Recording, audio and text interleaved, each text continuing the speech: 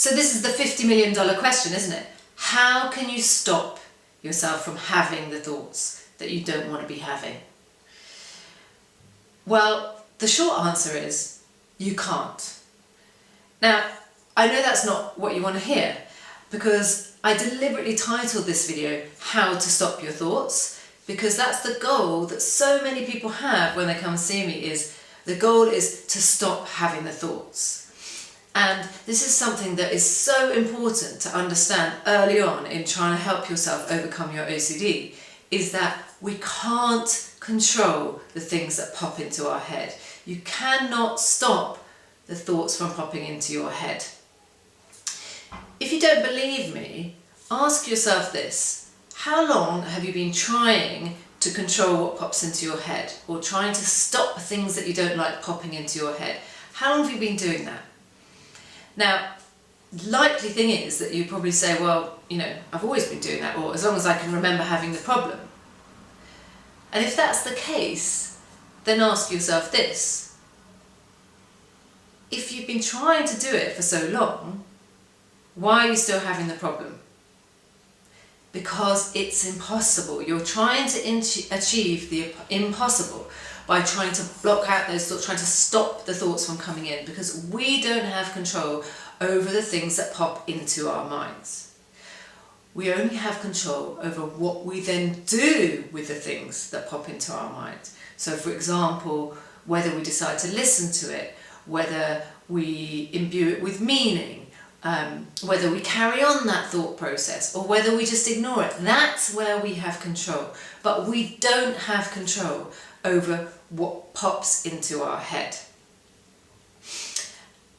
And equally important is the fact that the more that you try and control the uncontrollable, i.e. force yourself to stop thinking about something, where's your focus? If you're trying to stop thinking about something, what are you focusing on? You're focusing on the exact thing that you don't want to be focusing on. So by trying not to think about it, you're actually getting yourself to think about it more. And that's how it becomes such a problem, is the more you try and stop it, the worse it gets. So if the answer is not to try and stop the thoughts, then what is the answer? What do I do with my thoughts? Well, this very short answer is you do nothing. Now that probably sounds like a really unhelpful or difficult thing, or perhaps even kind of a ridiculous thing to say about thoughts that you find really disturbing.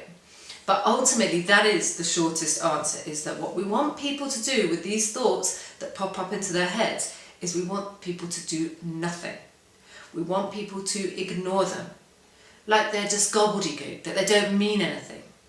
So we want people to stop imbuing them with meaning, to stop paying attention and acting on those thoughts, to stop trying to push them away, to stop replacing them with other thoughts. We just want you to let the thoughts be there in your head and not pay attention to them. Now, obviously, when you've been paying attention to thoughts for a long time and you've been imbuing them with meaning, or trying to push them away, or engaging in them, having arguments with them, when you've been really paying attention to them, it takes a lot of practice to get you to start doing something different. Well, actually, for some people, they do. Once they get this idea, I've just got to let the thoughts be there, they can start to do that. But it isn't as easy as it sounds. Well, actually, it probably doesn't even sound easy. So we do understand that it's not as easy as that just ignore them and that's it. We've got to now get you to retrain your brain by behaving differently with those thoughts. And the first primary thing is you've got to stop trying to stop the thoughts. You cannot stop what comes into your head. I'm sorry that I'm going on about this, but it's such an important point that your goal here in dealing with your OCD cannot be to stop the thoughts, because it doesn't work. It's impossible and you will never achieve it. And the more you try and achieve it, the more you will keep focusing on the problem and the problematic thoughts, and the worse it's going to feel. So what we're going to do in some more of these videos is I'm going to exemplify this in some of the other thought videos, and we're going to start showing you some training exercises as well for how to just let the thoughts be there and observe them without engaging in them. But just so I'm not leaving you with anything, I want you to think about starting to think about those thoughts in a different way. So when they come into your head, rather than trying to get rid of them or erase them or act on them, just try and see if you can notice them without attaching importance or appraising them anyway. Notice them and just let them be there and let them pass. So if you imagine, for example, that you're standing on a busy train platform and there's trains coming and going, imagine your thought is like a train. You can watch it come into the platform and you can watch it leave. You don't have to get on board that train. And even if you do get on board that train, you can decide to get off again. So we want to start thinking about you are the person who gets to decide whether or not you think about the thoughts. You get to decide whether you board the train, okay?